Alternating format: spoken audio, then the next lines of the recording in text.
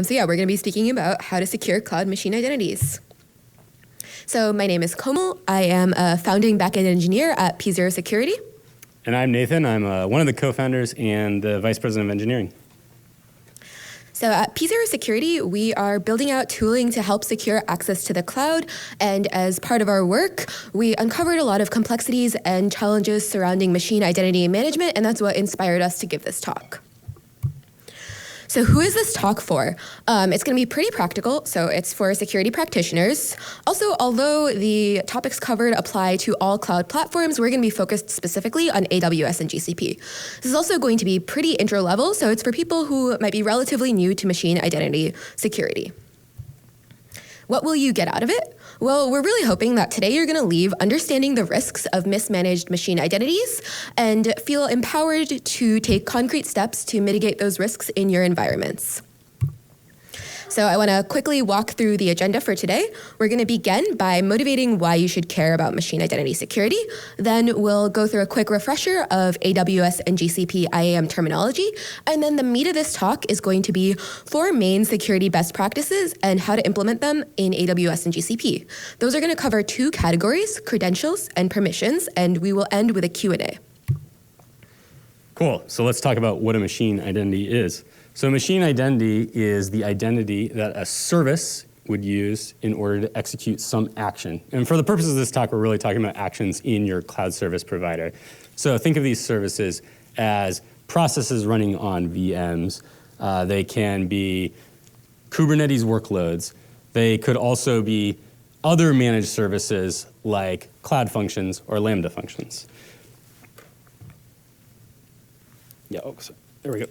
And kind of the meat of this talk of like, why are we giving this talk now, right? Is that they're getting to be a bigger problem than the classic problems we would have with managing human identities. There's tend to be a lot more of them. It's more of a scale problem. And they often have access to pretty sensitive data in your system, right? Because they're built in your applications. So let's take a look at what can go wrong when machine identities aren't properly secured. So we're going to look at the Okta 2020 breach. And during this attack, an attacker gained access to an employee's account where they had saved a credential for a service account. This service account then had access to some sensitive files in Okta's customer support system. So at the center of this breach was this unsecured service account credential. Now, before we dive into our best practices, I want to review some IAM terms that we're going to be using. So in GCP, our human identities are going to be users and groups, and our machine identities are service accounts. And authorization is done by mapping identities to roles via bindings. In AWS, human identities are also users and groups, and our machine identities are IAM roles. Authorization is done by mapping identities to allow and deny actions via policies. Cool, and since this talk is really a talk about how to do security at scale, we're going to give you some recommendations throughout this talk. The recommendations we're going to give you are kind of ClickOps or console ops recommendations, but we also want to give you the ability to kind of take these home and execute them in a real security program, right, in lots of projects and accounts. So for any sort of read action, we're going to give you scripts or HTTP commands you can run. And then for any sort of write actions, we'll give you the Terraform that you'd run. We're not going to talk about it. It's just going to be in these green boxes throughout the talk. Cool. So let's start with the actual best practices we should talk about. We're going to start out with authentication. That is, how do we know that the identity that claims to be your service identity or your machine identity is that identity?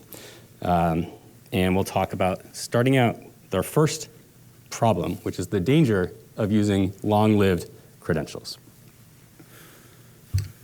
So I'm going to show you what can go wrong if you're improperly using long-lived credentials. So here we have a service account key that's saved in Google Secret Manager. And I could be a developer that has access to Secret Manager for a variety of reasons, like maybe I'm working with API tokens. What I can do once I have access is I can just view this service account key. So I'm just going to copy the service account key. I'm going to save it right here on my machine. Sorry. And now I can authenticate as that service account, and I have access to whatever the service account has access to. So let's look at what I can do. And here, I'm going to access some sensitive cloud storage data. So I've been able to list files, And I'm actually going to be able to read this secret file. And so let's look at how these actions are logged in Google.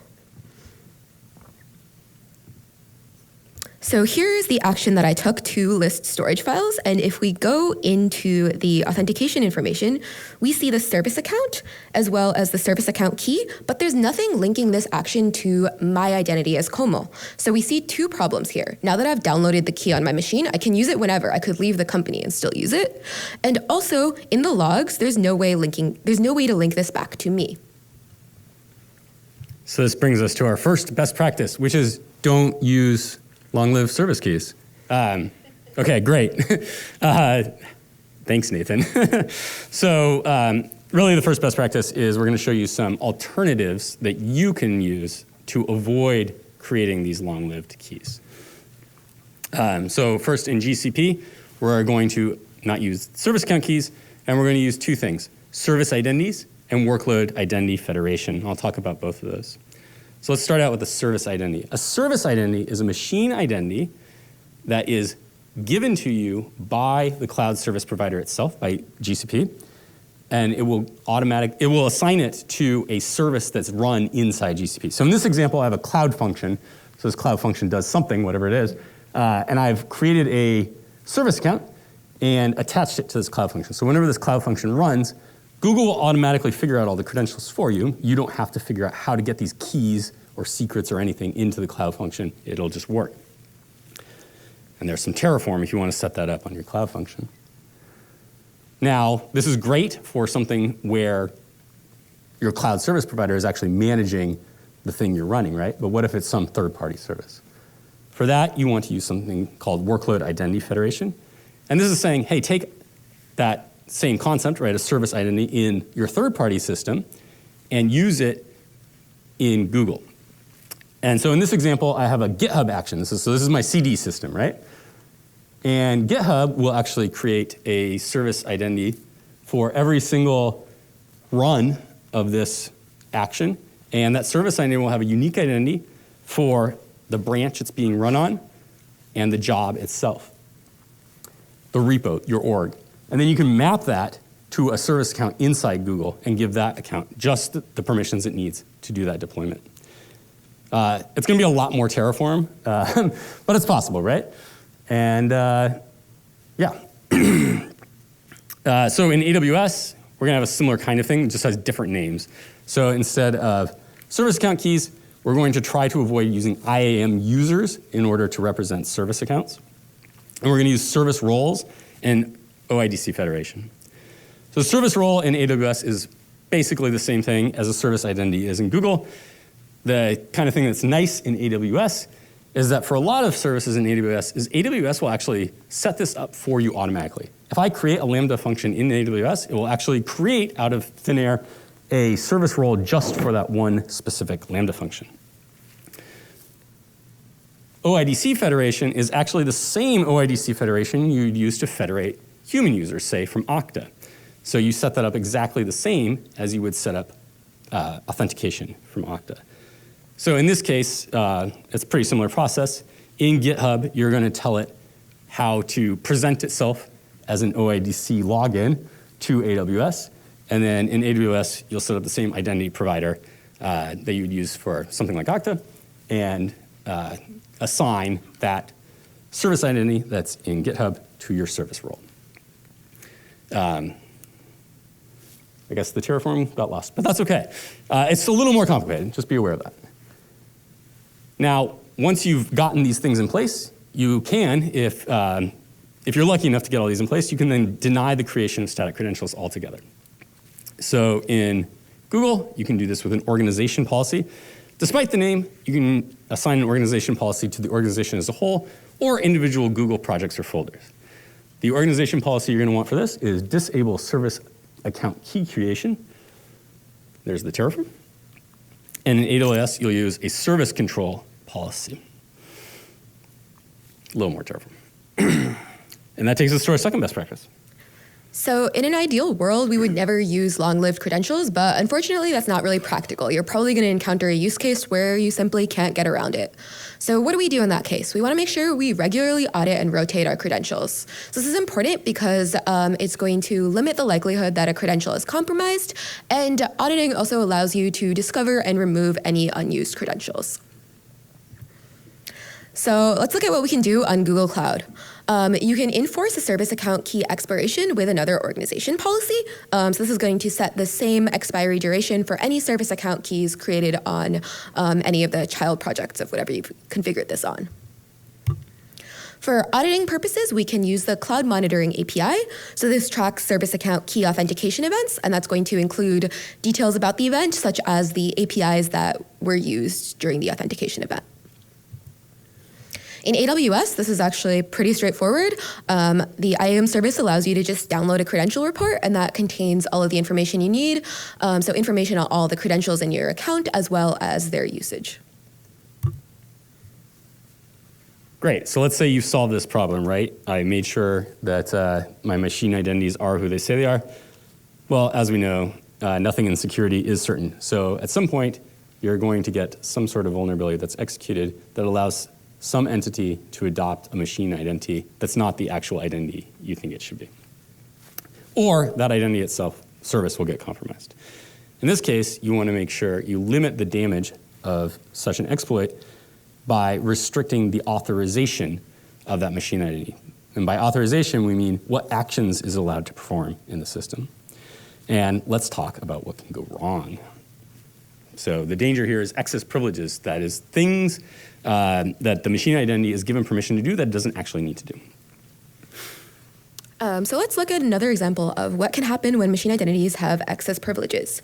So here I have a VM instance in Compute Engine, and I'm a developer with permissions to SSH into it. So I'm going to go ahead and do that.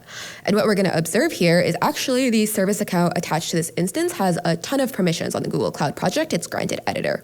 And this is actually a default configuration for the compute service account when you make a new Google Cloud project. So once this SSH succeeds, I'm going to be able to take some perhaps surprising actions in our Google Cloud environment. So I'm once again going to be listing our sensitive bucket here. And I can once again read this secret file that we have stored. So as you see here, if our machine identities are over-provisioned, then giving access to, say, SSH into a VM instance to a developer often grants permissions that you don't intend. So what can we do about this? This brings us to our third best practice, that is ensuring that the machine identities have least privilege permissions. So least privilege is just jargon for can only do the things that it actually needs to do. In GCP, we want to avoid assigning what are called basic roles. So this is editor, viewer, owner, and instead make sure grants to that machine identity are only on the resources that that service identity needs to work on, or that machine identity needs to work on.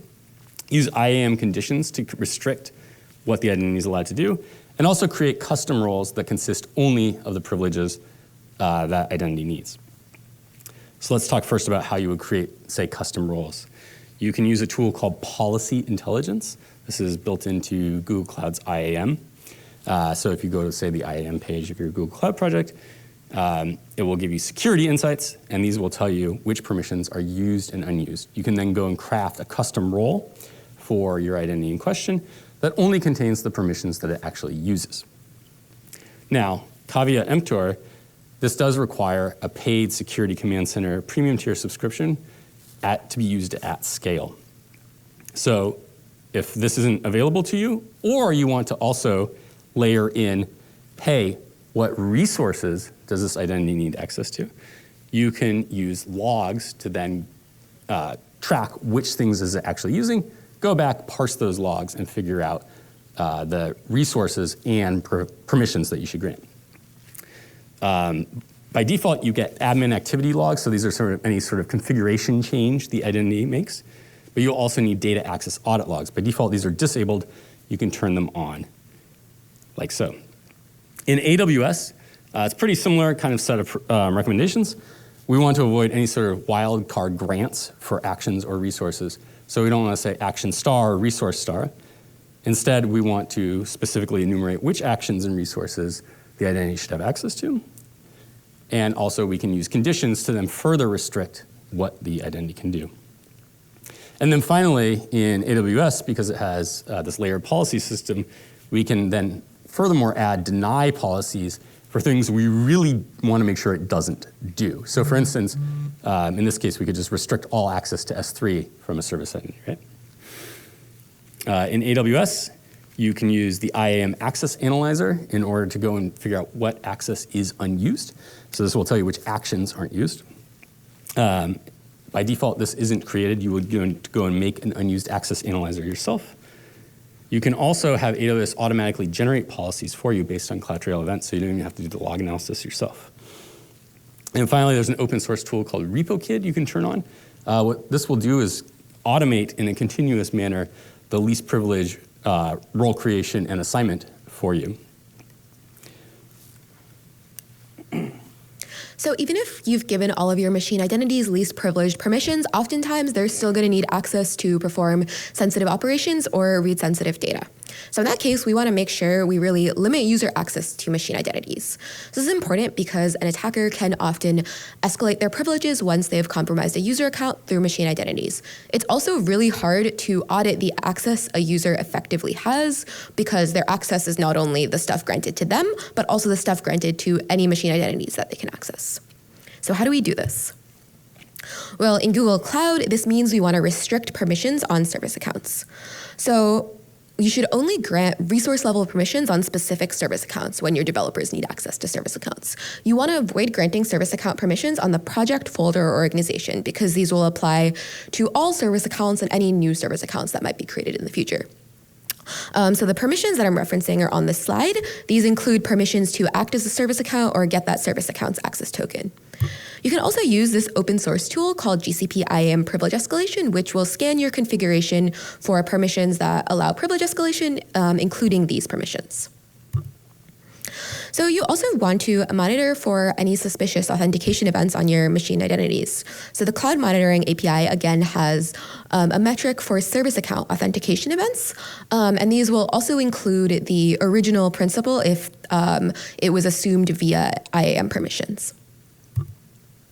To get more details, you can view the usage logs for the service account. So this will contain more information, including the actual contents of the request that was made. So what do we do in AWS? In AWS, we want to restrict access that users have to assuming roles. So that means we want to avoid using wildcards or :root in the roles trust policy because this can allow any identity on an AWS account to assume that role. We also want to avoid granting the permission IAM pass role because this allows a user to pass a role to the service and then use the permissions of that role, and it bypasses AWS CloudTrail's event logging for assume role events. What should you do instead? You can explicitly specify the principles in the trust policy. You should also configure AWS to set the source identity. So if you're using federated access, this can be done in the identity provider. And what this will allow is AWS will track the source identity that assumed a role. So you'll be able to see the original identity that did the assumption, even through role chaining. Lastly, you can also use deny policies in trust policies, so you can deny most users access to assuming sensitive roles. There's also an open source tool called PMapper that will allow you to visualize identities that have access to roles as a graph on your AWS account. For auditing purposes, you can monitor assume role events using AWS CloudTrail, and if you've configured your source identity, these events will actually include the source identity of the assume role event. Cool, awesome. So that was kind of our whirlwind overview of getting started with a machine identity security program. But in summary, these are the 4 best practices we would urge you to adopt. Wherever possible, use alternatives to any sort of long-lived static credentials. Where you have to use long-lived static credentials, regularly audit and rotate those credentials. Ensure that any machine identities you have least privileged permissions, that is both only permissions to do the actions they need and only on the resources that they need to perform those actions on. And then finally, to limit and monitor user access to machine identities. And, go for it. Sorry. So we're going to open it up to questions now, and you can find the link to the slides either by scanning this QR code or by following that link. Thank you. Yeah, thanks, folks.